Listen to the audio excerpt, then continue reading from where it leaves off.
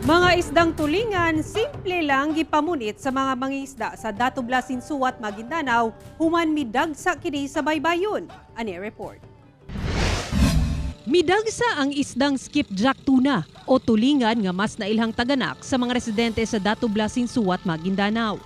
Namatikdan nila kini niadtong Lunes ang ilang gitawag nga school of fish nga tulingan nga nagpanon samtang ginasundan ang gagmay isda nga tamban padulong sa baybayon.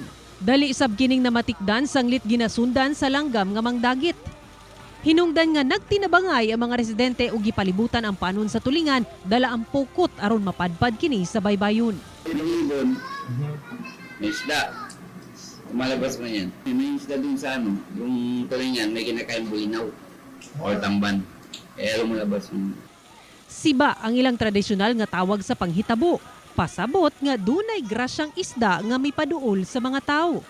Gikan sa alas 3 sa hapon, naabtan og kadlaw ng mga residente sa pagpamunit sa toneto-niladang isda nga gibana-bana ang 3,000 ka buok nga ilang gibahin-bahin ug ang uban gibaligya sa merkado. Ako si Sara Hilomen Velasco para sa One Mindanao.